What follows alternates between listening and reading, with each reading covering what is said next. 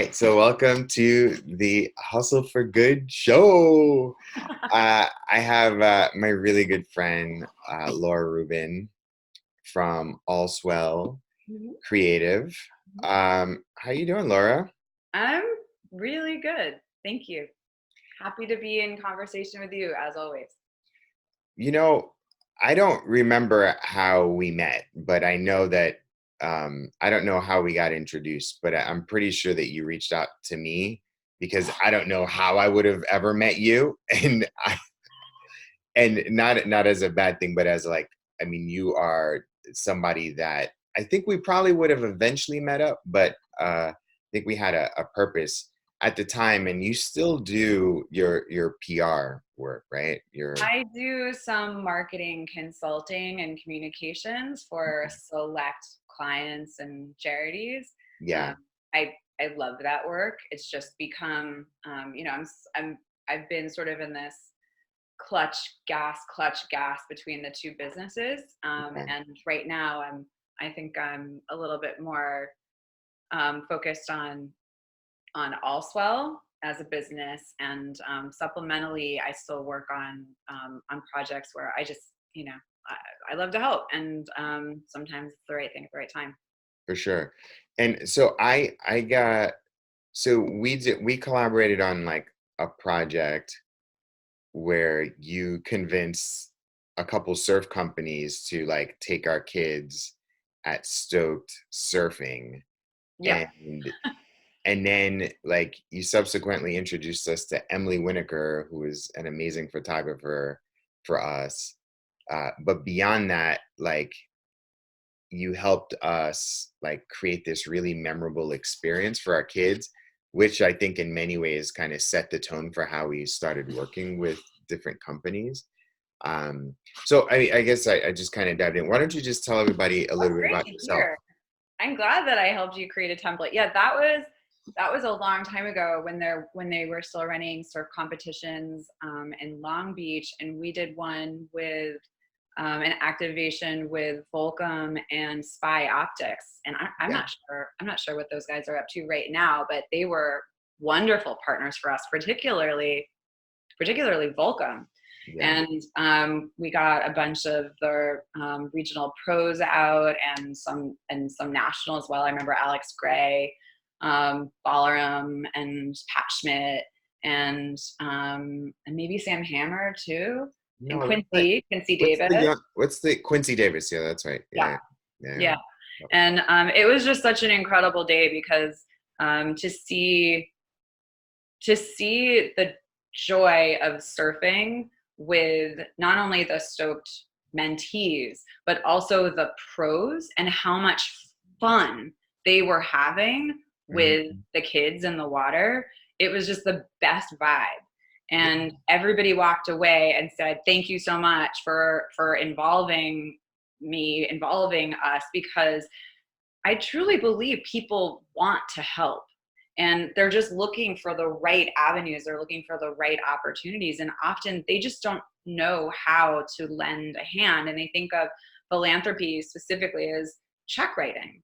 But that's only one way to be charitable. There are so right. many others.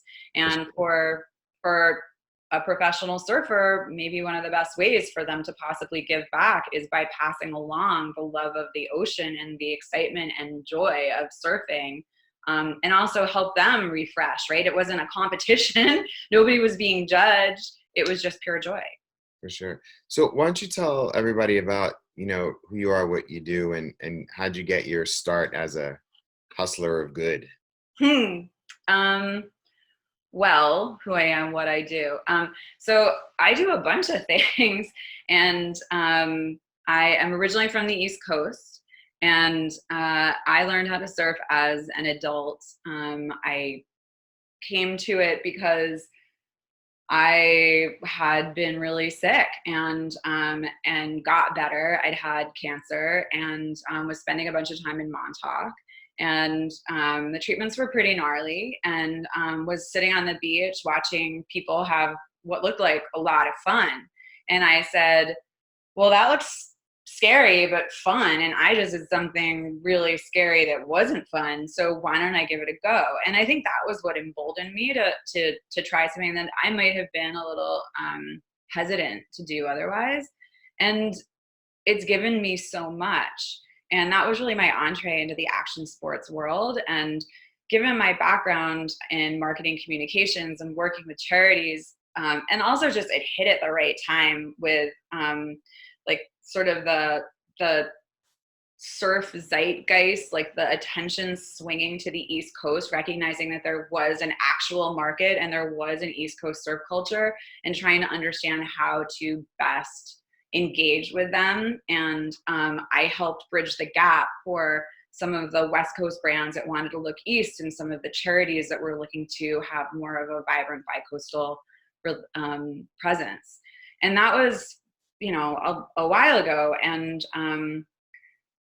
I started being more bi-coastal at that point myself. And, you know, I'd run a marketing consulting company called Left, Left, Right for 18 years. And during that period of time, I'm really proud of the work I've done. And I loved doing it for charities like Waves for Water, working with John Rose, working with Chad Nelson at Surfrider Foundation. I mean, these are incredible people and doing really, really important work. I mean, certainly working with you and Stoked Mentoring, and how much joy we were able to provide large groups of people, you know. But for me, I was personally a little burnt out, and I needed something that was my own. I like no client approval, a place where I could tinker. And I'm a lifelong journaler. I started journaling when I was 8, when a family friend gave me my first one, and I really haven't stopped. So I was on a surf trip in Costa Rica, and that's really where the initial idea for the journals came from. I was between surf sessions, middle of the day, too hot to be out. I was writing in my lined journal, and a friend of mine was sketching in his unlined sketchbook. And I thought, you know, that's silly. There should be one notebook where you have room to do both. And I just sort of tucked that away. And several months later, I was in Montauk and checked the surf one morning, and I got skunked. There were no waves, but I had my beach bag with me and always had a notebook with me. So grabbed a cup of tea from the ditch witch and sat down on the beach and was journaling, and was like, wow, this is pretty great, you know? And I wrote Swell or No Swell, All's Well. And that's really where the brand came from. So both times it was because I was paying attention to my creativity. I had been outdoors, active, and informed by the experience of being in nature. And I just decided to follow the breadcrumbs. And, you know, because of all of the creative, amazing people that I have worked with, I collaborated with somebody who helped me design my first notebook, printed it up in Maine out of recycled materials, you know, domestically, and floated them out to market. And the first printing sold out, and then the second printing sold out. And that's sort of when I realized I think I have something in my hands here. That's so cool. I don't Long think story long. I remember when you were telling me about the idea, and it was like, because you had been doing client work, Mm-hmm. you know, exclusively, and you wanted a way to, you know, flex your creative and entrepreneurial muscles in the form of a product, right? And maybe like big picture context, right? And that, like, I mean, and I know that if you follow Laura and AllSwell on Instagram or on social media, she posts a lot of stuff on the benefits of journaling, right? So, I mean, what are the benefits of journaling? Well, it's interesting. I always knew that it helped me, and that it helped me feel my best, and helped me process information and plan and vision and give me direction, and also help me better orient myself in my life and in the world, right? That was my personal understanding. But it wasn't until I started AllSwell that I dove into the pretty significant body of scientific data that empirically demonstrates that putting pen to paper is very good for you. It's mentally good for you. It's emotionally good for you. It's physiologically good for you. It helps speed wound healing. It helps curb asthma. It helps strengthen your T lymphocytes, which are basically, that's like, those are the cells in your immune system. It helps curb PTSD, all of these things and many more. And it's so accessible. There's such a low cost barrier. You don't need a special outfit. You don't need a class pass. You don't need anything. And what I wanted to do, besides a notebook and a pen, and it's great if you want to use an AllSwell notebook, fantastic. But for me, what I'm trying to do is just get more people engaged in the activity. They want to use my products to do it. That's wonderful. But to me, it's really more about helping people access their best mental health space, and doing it without pills, and doing it in a way that is financially accessible as well. So awesome. I mean, I know, so a common thing that I find in entrepreneurs, or let's just say people that like have an idea and then eventually it goes to benefit a larger population of people, Mhm. it's first that that they're looking to solve their own problem, right? Mhm. And so Yeah. like the need comes out of the desire to, a, fill a void in your life, right? Or B, it helped you, so you knew intuitively that if it helped you, that it could help others, right? And so you just talk through, I mean, because you're super talented, you make stuff happen, and you're like the quiet confidence, like you can get things done fast. And I mean, I've never really seen you like go like you don't fit like the typical PR. I'm sorry for all my PR friends, or if you're PR watching this, but like you don't fit like that whole like that PR vibe, right? And that's true, right? Well, I Kind of. don't think in general that line of work necessarily attracts, this is a massive generalization, but I don't think it Yeah. generally attracts the best and brightest. And what I have found is that there's something about like that phrase, or that, like, I'm a publicist or I do PR, that's like, it's got the ick factor, Yeah. right? Because people immediately associate you, like, you're not genuine, Yeah. that you always have an agenda, and Yeah. that agenda is either for your clients or for yourself, but there is no, like, Yeah. I can't tell if I'm having a real conversation with a real person if you are a publicist or in PR. For And sure. one of the things that I hope that was a hallmark of the work that I did is that I tried to operate with a like, from a space of integrity first and foremost. I turned clients down if I wasn't interested in their story, if their product wasn't doing something that I fundamentally believed in, if I didn't think that I was the right person to help them, if I didn't think my company could move the needle, I'd rather not take your money, because who does that make me? Yeah. And it's operating with that level of integrity that I'm trying to do in all areas of my life, right? Not For just sure. professionally, For but sure. um, I think that that's part of what's helped me be effective as an entrepreneur, is I'm only doing things that I truly believe in. And when you're operating in that space, people know, Hmm. people feel the difference because it's real. Hmm. And that's that's something that is attractive, and people want to get on board because they see you believe, and they understand that there's veracity there, and that creates green lights, because I'm not manipulating, I'm just storytelling. Yeah. Yeah.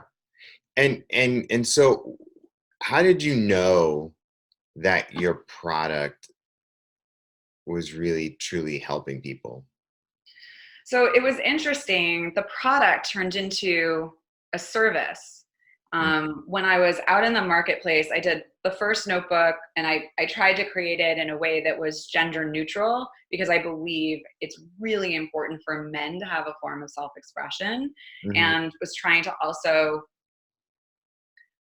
like, give the act of journaling a bit of a design facelift, and sort of like brush off a little bit of that teenage girl angst association with like Dear Diary, and Yeah. change the conversation around journaling in general. That was what I was trying to do. And created a couple of different notebooks with the same template of half lined and half unlined.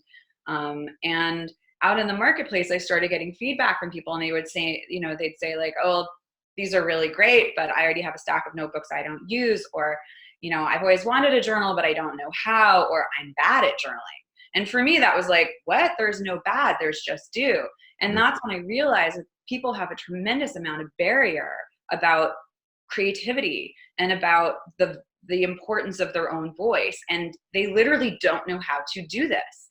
And I said to myself, okay, I was an English major. I've been a journalist. I'm, the editor at large of Whalebone magazine. I have enough editorial experience that I think that I can put together a curriculum in a workshop environment, use all my experiential marketing that I've done for, ever, and make it a fun and beautiful environment. So like I'm pushing different cultural levers for people so they're not seeing it like school.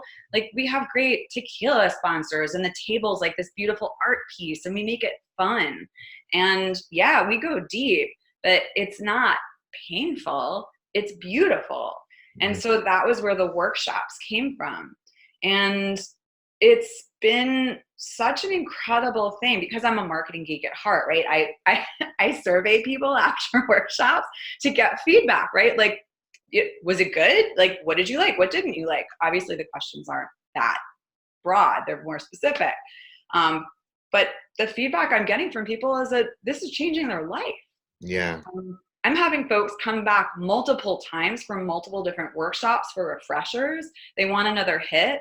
And also because it feels really good to be creative in community. And that's something that so many people are looking for, that balm of being in community. Yeah. Yeah. So that's where the workshops came from. And that's the feedback I'm getting from people over time. Like, this changed my life. And I want to be really clear, like, I'm not the guru. That's the thing about journaling that's so extraordinary. I'm setting the table, I'm providing suggestions, I'm facilitating, and I'm listening really, really closely because I genuinely I'm fascinated about this process for people, but I'm not telling them what to write. I'm getting out of the way. So they are the ones that are deciding what words to put on paper. It's their creative impulse that they're having that reaction to. When I say it's life-changing, I'm not saying I'm so amazing. I'm saying that the act is so amazing and I'm just bringing people to the table. The process and the community behind it is amazing. Yes. Yeah.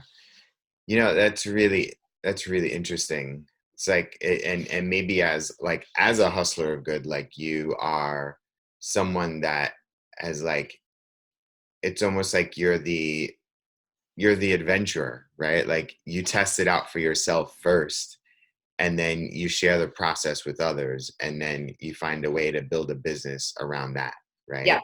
Yes. Yeah. Everything I've done for myself first. And if it doesn't work, I don't present it.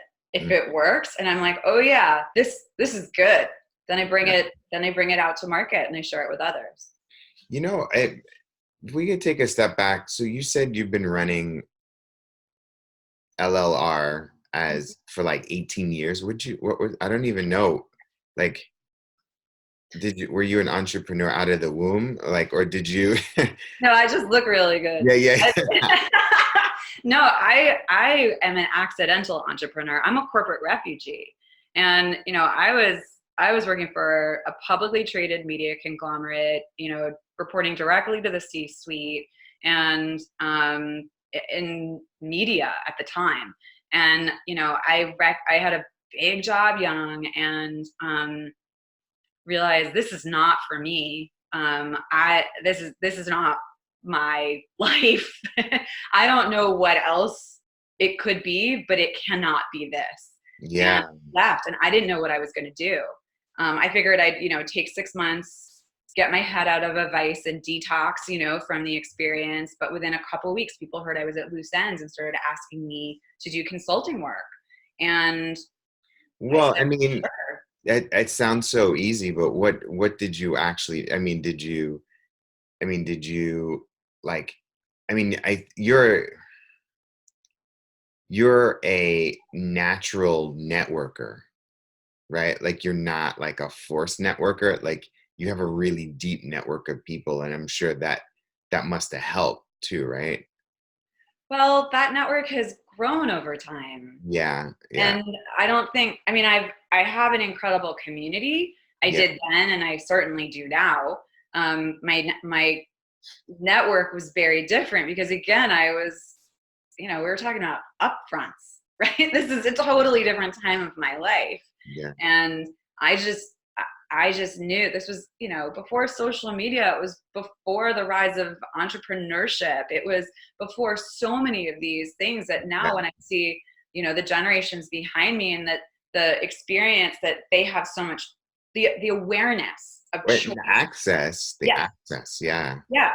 I applaud them. I think it's wonderful. My family, you were supposed to be a good corporate soldier. That's what you did. My father worked for the same company for 48 years. And, we were taking the train up to Midtown and working in a hermetically sealed building. And that was life. And I said, no, no, I don't know what else it is, but it's not this. Yeah. And, the only glimpse of something else that I had was basically like a Patagonia catalog that arrived in the mail. And I just said, I don't know, but I can't do this.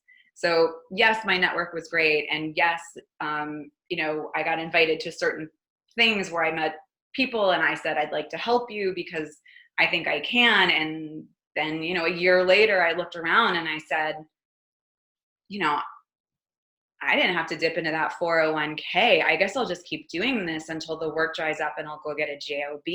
And it just never happened. And I pivoted a couple of times, right? Like initially I was doing a lot of like design and fashion and art and things like that. And then just as my life changed and I went through my own health crisis and I felt like I was splintering into two people. I was this one girl that basically had like sand in her hair all weekend and like was just so in love with spending time outdoors and felt very grounded in that space and by the ocean. And then I would go back into New York and I was like wearing high heels and talking about, spring, summer deliveries of various different collections and fashion week. And I just said, no, I can't. So even though that was 70% of my revenue at the time, I pivoted because I again, it was like, this is my one life and I'm not going to spend it doing things that I don't fundamentally feel are aligned with my truest best self. And I said, I'm only going to work in the space where it resonates with me. And that'll be wellness and yoga and surfing and philanthropy and give, companies that are looking to give back. And I just happened to be really lucky with that timing because the market was shifting.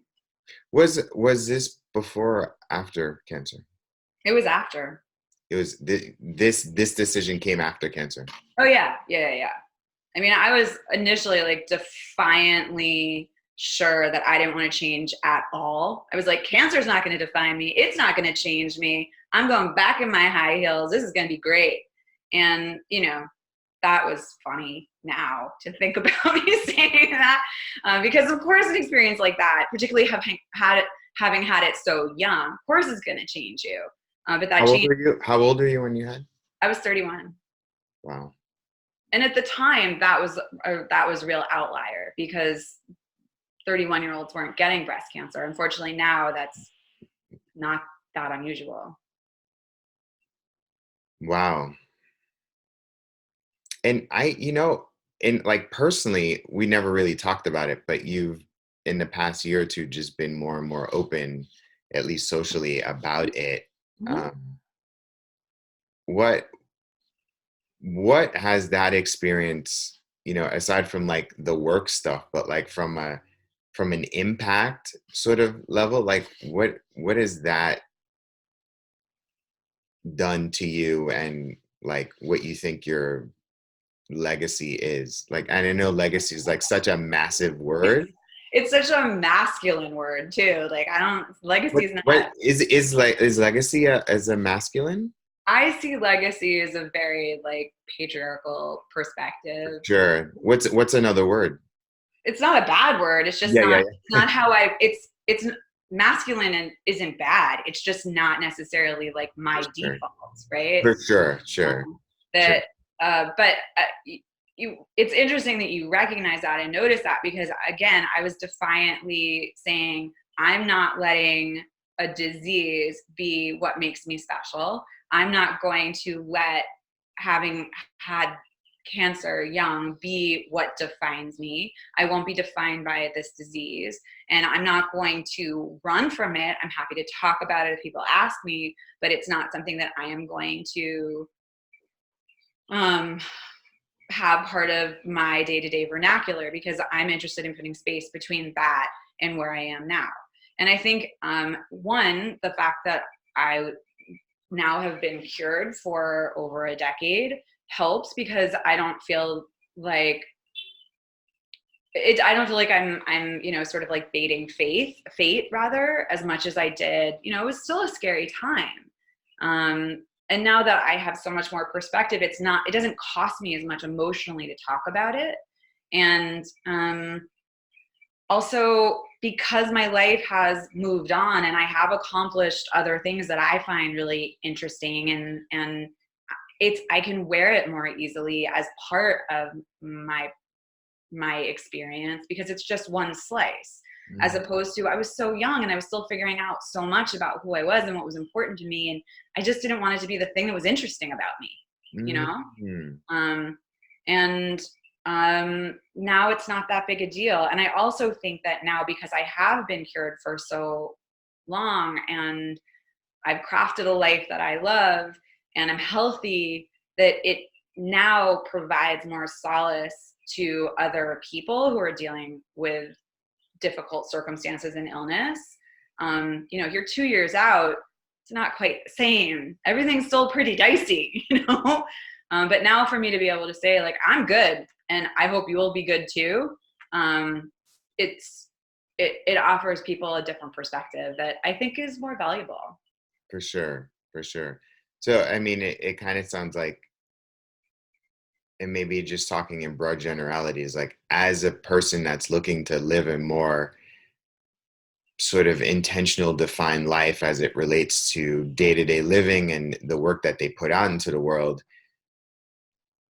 the things that have sort of been obstacles or challenges in one's life shouldn't necessarily define, but sort of help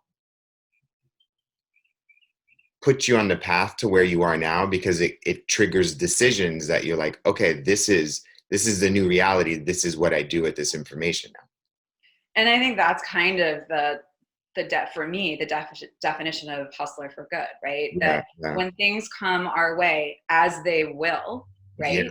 yeah, Um, Nobody escapes that in life. There will be hardships, and who are you going to be in those moments? Who yeah, who are they going to make you? Right? Are you going to get brittle? Are you going to get bitter? Are you going to shut down? Are you going to fundamentally get like a tighter, smaller person? Or are you going to grow and learn and expand based on the information that you are getting from this particular experience? And I'm not saying that like every day I'm walking around in this blissful state of grace. Like that's just ridiculous, right? I'm that's not how I am or who I am. But I do have a much greater sense of how fortunate I am to be here, and I try to cultivate that. And I try to give that to others in the work that I do, because I really hope that not everybody has to go through cancer at 31 in order to get there, or there are lots of different ways to have like a personal crisis and come to the other side. But gosh, if I can save some people that hardship and they still get the goodies, then awesome. yeah. I forgot what they said. It's like I remember reading someplace or hearing someplace that young people, it's easy for them to change, but adults only change through crisis. And that's crazy, right? Like it's so crazy to even think about. And I think too that if you're a person that's kind of going through something, and for me, I think that like even if somebody that signs up for your workshop and things are like on the outward appearance fine, it's not, because they're wanting more deep work and transformation in their own life, right? Yeah, it's a pretty self-selecting crew. I don't get a lot of jerks, Yeah. right? You know, and what's awesome is actually we get a bunch of dudes, and that's by design. Some experiences I do just for women, but I think that also because I have an older brother with whom I'm super close, and I've got a crew of really like tight, amazing guy friends. I've been in the fortunate position of sometimes being the only person that they can share when they're going through something really tough. Like they don't feel comfortable necessarily sharing it with their girlfriend or their wife or you know their bros, but like I love working with women. I feel fortunate to work with women, but I also feel like some of the most important work I can do is actually for and with guys. There was a study that came out of UCLA in 2018 that all the benefits of journaling that we talked about, mental, emotional, physiological, 50% greater for men. 50%, right? When you think about it, like there are so few culturally acceptables for self-expression that men have. And it doesn't matter how bad a day I have, like how embarrassing. I got 5 girls on speed dial that I can call and I can tell them like the gnarliest stuff. And we laugh about it and there's empathy and community and I feel better. And I just don't think that men have those same resources in the same way. And so that's why putting pen to paper is so helpful, because they are often walking around with all of this pain and all of this emotion and it's getting all bunched up. And where do you put it? And having the catharsis of just putting it on paper, nobody ever has to read it. It doesn't have to be good grammar. Your handwriting doesn't have to be good. It's not about what you write, it's that you do it. Yeah. And it's part of why I feel like this work is so important. And by the way, serving the men in our culture helps the women too. Absolutely. I love it. And so you just did a workshop for Stoke, my organization. Tell me what was that like to do that with high school Guys. teenagers in inner city Los Angeles at um, the beach, no less. at the beach where AllSwell was born, right? It, first of all, doing it in a place of natural beauty, it helps people be their best, most creative selves, right? It was such a pleasure and a privilege, Steve, you know, because it for me, it was like coming full circle in some ways, you know, that I had come to the organization first with like my marketing PR hat.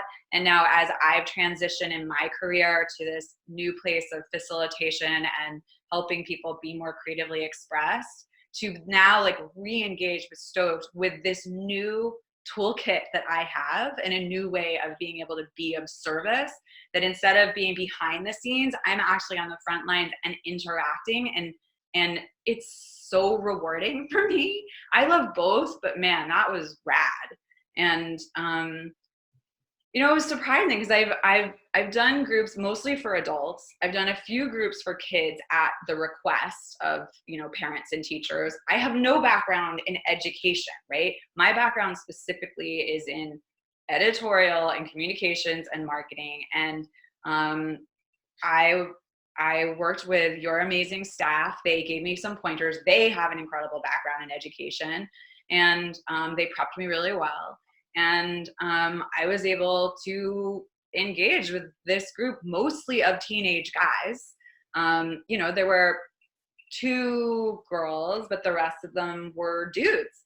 And to be with them as we are writing, reading, talking about how that was on the beach, and they're all leaving with notebooks and pens and pencils and an excerpt of prompts for them to enjoy and utilize, was a pretty amazing experience. And, you know, they were engaged, they were patient, they were focused, they were polite. That's so It was cool. very cool. That's so cool. Um, so tell us how you journal and how one can start journaling. Because Yeah. I mean, I've gone through my own sort of things where like I'll document, I'll process my day. Lately, I've been just asking my questions like, But tell us like how you strategically, do it. First of all, I want to hear more about your process because I think that sounds really interesting, and I love that it never fails to like kill me when people are like, "Well, I only kind of journal. I do this," and I'm like, "No, that counts. No, that counts. Like, allow me to validate your experience." I tend to journal twice a day, which sounds kind of extreme, except I'm not necessarily doing it for that long. I journal at night in bed. I usually write a list of the stuff that's like banging around in my head to get it out of my head and onto the paper. And sometimes I process a little bit of the day, and it helps me go into my sleep time and have more nourishing rest. It's the bookend for the day. And whatever needs to happen tomorrow, I've written it down. I don't have to worry about it. It's there for me the next day. And I found that that's a really helpful part of my process in terms of lowering anxiety, and also giving myself that break that I need. So we all need so badly. And then in the morning, it's much sort of like it can be a lot of different things. And I sort of work with various different themes or different tools as I feel called. Sometimes I'll do a gratitude list because gratitude is basically a superpower, the way that it changes your brain to reset to be a more positive version of yourself just by writing down things that you are grateful for. Another thing that I like to do is a timed free write, where just I give myself 5 minutes. I basically turn the tap on and see what comes out. And that experience, I try to just keep the pen moving on the page. And if I run out of things to say, then I write about that I have nothing to say, which can actually be a pretty rich vein to tap, and just push through it and see what comes out. What does that mean? What is it, a rewrite? Free What is write. that? What is it? A Free free write. Oh, free write. Okay. Yeah, You just literally write whatever's on your mind. stream of consciousness. Yeah. So there's an amazing book called The Artist's Way, by Julia Cameron, that came out in I think the early 90s. And she's like the OG of journaling. And she does what she calls morning pages, which is 3 pages every morning. And I think that's great. I've sort of updated it more for the digital age. So I do a timed free write. And I also feel like it's, I sometimes pull in a theme for myself if that's where I am. I have like a few different books of I like different poets, and if I feel like I don't have anything to say, then I just flip open one of these books that like Jim Harrison or Mary Oliver to a random page, see what they wrote, and then I react to that as my jumping off point. That's sick. Yeah. I love that. Yeah. I love that. It works really well. Okay, so you have the one at night where Mhm. you're like brain dumping so that you could sleep better and Yeah. lower your anxiety. And then Yeah. in the morning, you do some gratitude Mhm. and then this free write for like Mhm. 5 minutes Yeah. where you're either doing stream of consciousness or if there's nothing there, then you're reading something that's a prompt for you to react to. Yeah. Those are some of my main go-tos. Obviously, there are many more, but that is generally what my personal practice looks like. And then there's visioning, right? Like who I want to be in that day, what I want to bring into the world, that day, this week, and beyond. And being able to set that intention and get really clear about it just helps you be that person. You know what so I'm sitting here thinking about, so like I've just been really on lately about like these little challenges. So like personal development challenges. I finished this thing called 75 Hard, where you exercise 2 times a day for 45 minutes. One of them has to be outdoors. You Right on. drink a gallon of water. You take uh, 10 pages of personal development. You have to take a progress pic, Wow. right? And yeah, so it's pretty intense, but you do it for 75 days. And if you mess up and you miss any one of them, you got to start from day one. And so so that's more of a mindset challenge. And I was wondering, like, could you use this to help document a process, like for achieving a goal, Or is it really more about a centering sort of thing? Um, the short answer is yes. That it's both. It's all of those things and more. One of the things that I'm working on right now is journaling for athletes, because there are a lot of elite athletes that already use journaling as a tool for goal setting and also for being in relation to their mental well-being, but also in terms of their performance. And it's an incredible asset. You know, Serena Williams is a big journaler, for instance.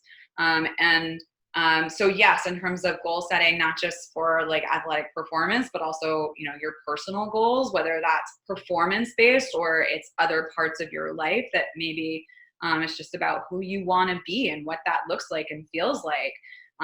One of the things I worked with another organization called Creative Futures, and that was working with young adults who were formerly incarcerated or formerly homeless, and we did a specific journaling exercise about success and what success looks like, what it feels like. Use all five senses, get into that space, because and this isn't manifestation, by the way. Like manifestation, great, cool. I don't know how much of that is actually white privilege, so like I'm not sure, right? Deep. But Yeah, yeah, yeah. right, I feel right. like that's another hour conversation, That's a but whole other conversation. that's a whole But other. right, but as far as like the idea of helping people even identify what success looks like, feels like, experience what that experience is, then you are more likely to move towards it. And once you define it, then it is much easier to know what it isn't and know what it is. And then move like towards the path of that. And then of course we do like more break it down into steps to get there, and what does that look like so it becomes actionable. And that can happen in journaling. Yes, of course. So it's not just Dear Diary, today he Yeah, stole my yeah, yeah, pencil. yeah, yeah, yeah. It's, you know, the Harvard Business Review talks about journaling as a tool for creative leadership. You know, Fast Company's talking about the power of journaling in for a healthy workforce. It's legit. That's so awesome. So I would like to just notice how you are in your own power at this moment. And it's really awesome to see my friend in your space. That's really friggin' cool. Oh, thank you so much. I'm really having a good time. You know, I'm having a blast, and I'm doing such good work with people and brands and places, and that I just like, if you told me that I would get to be able to do half the stuff I'm doing right now, I'd been like, nah, no way. But I think it's that, you know, when I started AllSwell, and I was telling people about it, like, oh yeah, I've got this journal company, and you know, I do these journaling workshops. But we're like, yeah, okay, that's kind of cute and sort of random, you know. It like people, you know how like, oh, when like you tell somebody something and they like lean in, they're like, tell me more about that. It was the opposite. I got like blank back. That was 6 years ago. Now I think the pendulum has swung so much. Now like the zeitgeist has gone in this direction because our digital sponges are just so full. And I really see that journaling is sort of the new meditation, which was the new yoga. It's just culturally really interesting to people right now in a way that wasn't when I started.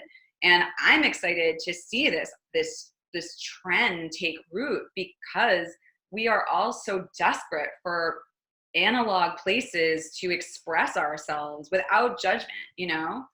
There's no likes here. It's just for you.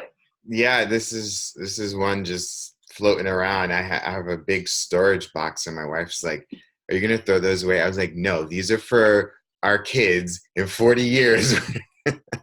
That's To so see interesting. when I die, I want them to see what Daddy was thinking on a certain day, and to see what ideas he implemented or not implemented, or what I was feeling. And um, yeah, I was, you're really inspiring me to like kind of get back into like, I used to do the sketching, and then I'd pull out like crayons or like colored pencils. And I never used to think of myself creative until I gave myself permission to be creative, right? Like, I'm like, oh, why do I have to like say that because I don't know how to draw, I'm not an artist. Like I'm a different type of creative, which in turn led to me sort of fully self-expressing myself through Stoked and through some of the other things that I do. It's like, well, we're creative beings and it doesn't have to be visual, right? It doesn't So, have to be yes, Steve, I mean, musically. exactly. And we are all creative beings. It doesn't mean we are all artists. That's like a different animal, but each of us has a unique creative voice, and being able to be aware of that voice, to nurture that voice, to understand what that sounds like, helps us be more fully self-expressed in our lives. And you can be a really creative person who may work in a not traditionally creative environment, but it's still going to make you a better manager, a better problem solver, but certainly going to make you a better partner and parent and friend, right? So all of that is available to you. And I feel like when we're kids, if we're lucky, we have, art programs where we're told, like, here's a bunch of stuff, go like had at it, right? And as we get older, it's like, well, you're an artist or you're not. And then like, you're this kind of artist. And within the discipline, it's like, oh, well, you're known for this kind of art. Well, creativity doesn't work like that. It's not, it doesn't stay in a lane. It's messy. And we are all creative beings, but we don't feel like we have that word, right? Permission to create. And such a big part of what I do as a facilitator is help people give themselves a permission, right?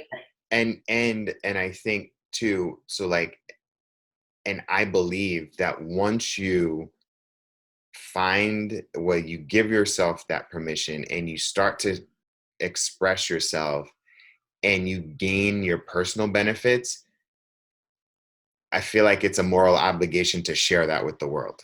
Yes. And you'll want to, because it's going to be bursting out of you to do that. And as an entrepreneur, so much of what we do is creative every day. And so business can be very creative. It's not as if you have to be a photographer or a painter or a dancer to be creative. Yeah, all that stuff is great, but you can be creative in lots of different ways. And it's immensely satisfying. It makes life juicy. It gives us that sense of resonance that we're all looking for. That's so good. And all you need, simple tools. This is it. It's really, really basic technology, paper, pen. So how would you, last question is, how would you define a hustler of good?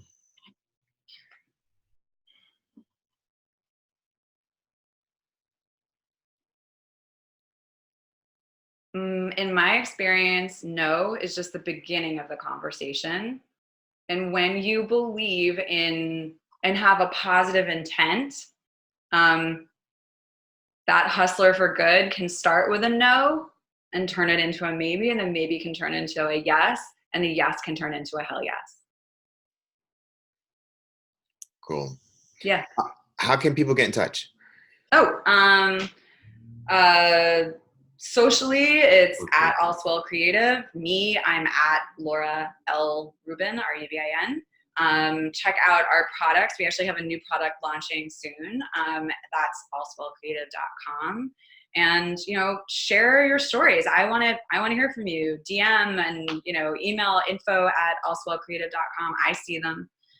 Tell us about your creative experiences. And also, I'm leading these workshops. Come to one, or if you want me to come into your business or into your community or your nonprofit, invite me. So I'm really trying to do this for and with as many people as I can.